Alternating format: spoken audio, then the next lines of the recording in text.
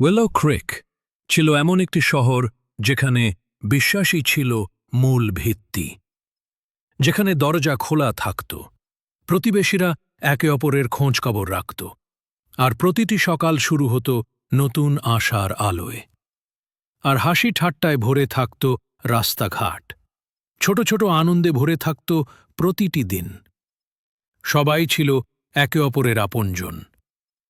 কিন্তু সেই বিশ্বাস ভেঙে গেল যেদিন মিসেস গেবল তার সকালের খবরের কাগজটি নিতে এলেন না। তার দরজার সামনে জমে উঠল খবরের কাগজ, যেন সময় থেমে গেছে। তার প্রতিবেশী তাকে শান্তভাবে তার আরামকে দাঁড়ায় বসে থাকতে দেখলেন, হাতে একটি সাদা গোলাপ। তার মুখে ছিল এক অদ্ভুত প্রশান্তি, যেন কোনো অজানা গল্পের ইঙ্গিত। কোনো ধস্তাধস্তি নেই, চুরিও হয়নি। ঘর ছিল ঠিক আগের মতোই গোছানো, যেন কিছুই ঘটেনি, শুধু সেই নিখুঁত হিমশীতল বিবরণ। নিস্তব্ধতা যেন আরও ভারী হয়ে উঠল। করোনারেটিকে স্বাভাবিক মৃত্যু বললেও একজন তরুণ গোয়েন্দা গোলাপটিকে এটি স্বাক্ষর হিসেবে দেখলেন। তার মনে প্রশ্ন জাগল, এটা কি নিছক কাকতাল, নাকি কোনো অজানা রহস্য? শহরটি স্বাভাবিক জীবনে ওপ্রতে চাইলেও অস্বস্তি দিগন্তে ঝড়ের মতো লেগে রইল। বাতাসে ছড়িয়ে পড়ল অজানা আতঙ্ক। মানুষ তাদের দরজা বন্ধ করে দিল। আগের মতো খোলা রাখার সাহস আর রইল না। অপরিচিতদের সন্দেহ নিয়ে দেখতে লাগল। প্রত্যেক মুখে ছায়া, প্রত্যেক চোখে প্রশ্ন। উইলো ক্রিকের সহজ ছন্দ ভেঙে গিয়েছিল। শহরটি যা নিজের ছায়ায় ঢেকে গেল। একটি সাদা গোলাপ সন্দেহের বীজ বুনেছিল। প্রতিটি বাড়ির দোরগোড়ায় ছড়িয়ে পড়ল সেই অজানা শঙ্কা। এটি শহরের উপর ঝুলে থাকা তার অদ্ভুত নির্লিপ্ততা। পরে সে তার পরিপাটি অ্যাপার্টমেন্টে ফিরে যেত, নির্লিপ্তভাবে, যেন কিছুই ঘটেনি, সবকিছু স্বাভাবিক। জুলিয়ানের কাছে এটি ছিল আর একটি পরীক্ষা যা সম্পন্ন হয়েছে। প্রতিটি সফল শিকার ছিল তার দক্ষতার প্রমাণ। সে কোনো অনুশোচনা অনুভব করত না, কেবল তার দক্ষতায় সন্তুষ্টি। শহরটি ছিল তার ক্যানভাস, মানুষ তার বিষয়।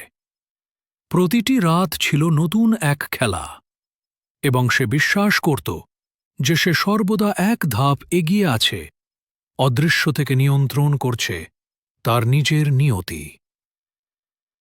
দ্বিতীয় মৃতদেহটি নিরাপত্তার যে কোনো বিভ্রম ভেঙে দিল।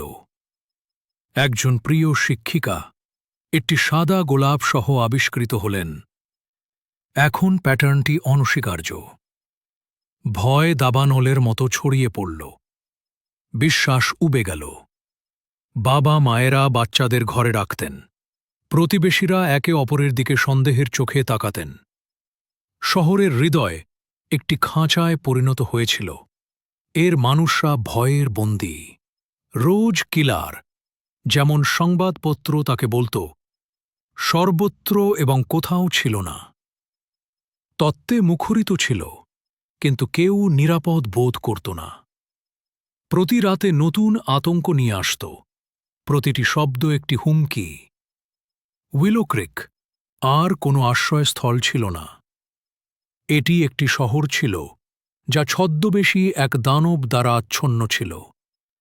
গোয়েন্দা মিলার উত্তরের জন্য মরিয়া হয়ে তার মনোযোগ পরিবর্তন করলেন। তিনি জানতেন কোনো ছোট সূত্র উপেক্ষা করা চলবে না। প্রতিটি কাগজ, প্রতিটি ছবি, প্রতিটি ছায়া, সবকিছুই নতুন করে খতিয়ে দেখলেন।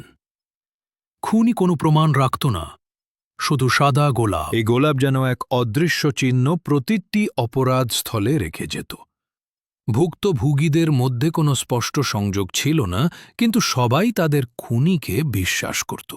এই বিশ্বাসই ছিল খুনির সবচেয়ে বড় অস্ত্র। তারপর একটি যুগান্তকারী আবিষ্কার। শিক্ষিকার বইয়ে একটি নোট, লাইব্রেরির জুলিয়ান গোলাপের প্রজাতি পরীক্ষা করুন। এই নোটটি যেন অন্ধকারে এক টুকরো আলো। শিক্ষিকা, একজন উদ্ভিদবিদ, গোলাপ সম্পর্কে কিছু লক্ষ্য করেছিলেন এবং একটি নাম রেখে গিয়েছিলেন। তার পর্যবেক্ষণ গোয়েন্দার জন্য অমূল্য হয়ে উঠল। হঠাৎ তদন্তের একটি লক্ষ্য ছিল জুলিয়ান ভ্যান্স, বিনয়ী গ্রন্থাগারিক। তার সম্পর্কে আগে কেউ কিছু ভাবেনি। জুলিয়ানের প্রতিটি পদক্ষেপ নজরদারিতে রাখা হল। তার প্রতিদিনের রুটিন, ছোট ছোট আচরণ, সবকিছুই এখন সন্দেহের চোখে দেখা হচ্ছে। তাকে স্বাভাবিক মনে হলেও মিলার মুখোশটি দেখতে পেলেন। তার নিরীহ চেহারার আড়ালে লুকিয়েছিল অজানা রহস্য। উত্তেজনা ছিল বিদ্যুতের মতো, তারা কাছাকাছি ছিল।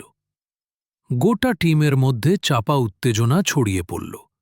একটি ভুল পদক্ষেপ এবং তাদের একমাত্র সন্দেহভাজন অদৃশ্য হয়ে যেতে পারত। শিকারের ধরন পাল্টে গিয়েছিল। এখন প্রতিটি মুহূর্ত ছিল গুরুত্বপূর্ণ। এখন এটি ছিল ধৈর্য এবং নির্ভুলতার খেলা। মিলার জানতেন, একটি মাত্র ভুল সিদ্ধান্ত সব কিছু শেষ করে দিতে পারে। জুলিয়ানকে তাদের প্রধান সূত্র হিসেবে নিয়ে একটি ফাঁদ পাতলেন। তারা একটি নকল ব্যবহার করল। অফিসার সারা একজন নতুন দুর্বল বাসিন্দা সেজে। বাড়িটি তার দিয়ে সংযুক্ত ছিল, দলটি কাছাকাছি লুকিয়েছিল।